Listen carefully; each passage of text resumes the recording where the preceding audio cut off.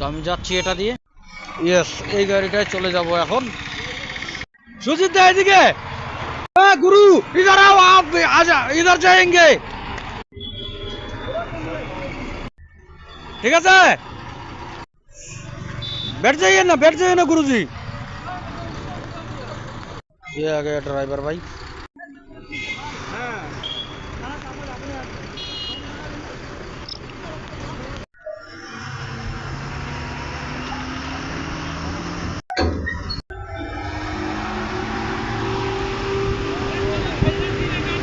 হ্যাঁ হ্যাঁ,